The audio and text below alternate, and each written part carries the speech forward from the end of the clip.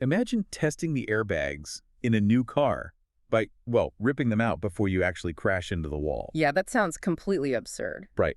But up until recently, that is essentially how scientists were testing the strength of some of our uh, most advanced building materials. Welcome to a new deep dive. Today, we're looking at a 2026 structural engineering paper that, frankly, exposes a massive blind spot in how we measure the strength of steel fiber reinforced concrete. And that blind spot, it comes directly from how the test samples are prepared. For years, the standard procedure for testing crack resistance involved deliberately sawing a notch into a concrete block. Just to simulate an existing flaw, right? Exactly. But this specific concrete gets its strength from a 1% volume of tiny hooked-end steel fibers mixed in. They act as like microscopic bridges across any cracks that form. So if you're cutting a notch into the block, you're physically slicing right through those crucial steel fibers. Right, you just cut them right in half. It's honestly like cutting the rebar out of a concrete highway pillar before you test its load capacity. You're actively destroying the exact safety feature you're, trying to measure. Yeah, it's wild. But the solution highlighted in this paper is the matrix crack technique. So instead of sawing a notch after the concrete cures, researchers place a thin foam strip into the wet concrete during casting. Oh, and then they just pull it out later? Yep. Once it dries, they simply remove the foam. So this leaves a perfect pre-made crack, but all those tiny steel fibers, they remain completely intact. Crossing the void, just like they would in a real structural failure. Exactly. Okay, so now that we can test the material without sabotaging it first, the data reveals a pretty jarring paradox. Because, common sense suggests a bigger, thicker block of concrete should inherently be, harder to break. Right. But the data shows the exact opposite. Wait, really? The bigger it is, the weaker it is? Yeah, it's known as the negative size effect. When engineers ran semicircular bend tests, which essentially involves snapping a half-moon-shaped block of concrete over two supports. Oh, okay, I can picture that. The nominal strength, or the exact amount of load required to initiate a break, it actually decreased as the sample got larger.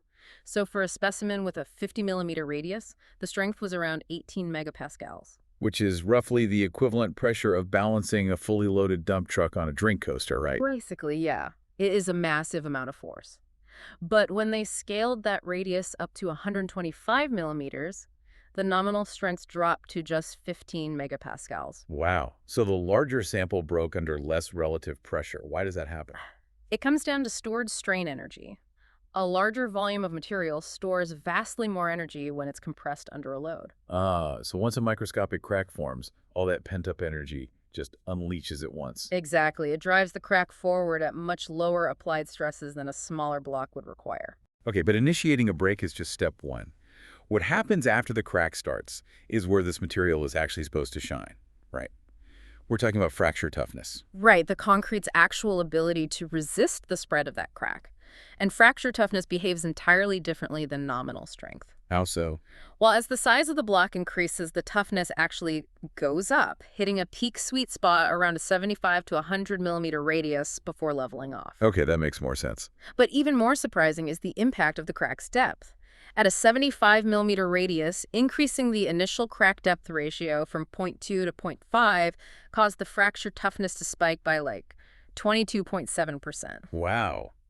That 22.7% jump actually makes sense when you think about the mechanics of failure, though. It's almost like pulling apart Velcro. That's a great way to put it. Like with a shallow crack, the applied stress causes those tiny steel fibers to slowly pull out of the surrounding concrete. They just slide out intact. Right. It is a gradual ductile failure. But with a deep crack, the geometry concentrates the stress so intensely into the center of those fibers that they don't have the chance to slide out. So they just hold their ground until the solid steel physically snaps. Exactly. And snapping solid steel requires a significantly higher peak force than simply sliding it out of cement. That is why the fracture toughness spikes in the data. Okay, but wait. When that structural threshold is finally crossed, it results in a sudden brittle rupture instead of a gradual yielding, right? Yes, which is incredibly dangerous in real-world scenarios. Right. And this is why you, listening to this, should care. Because our structural codes, the safety factors baked into global infrastructure, rely on these exact lab tests. Exactly. If the industry ignores how test specimen geometry fundamentally alters fiber bridging, changing it from a gradual slide to a brittle snap, Then the data feeding our structural models is entirely skewed. yeah, the behavior of a 50 millimeter lab sample simply cannot be copy-pasted onto a massive load-bearing structure. The math must account for the scale. Which leaves a rather unsettling thought to sit with as we wrap up today. If a material as foundational as concrete behaves this radically differently just by scaling up a lab sample, well, how many other advanced building materials in our cities are being modeled using test geometries that completely misrepresent their true breaking points?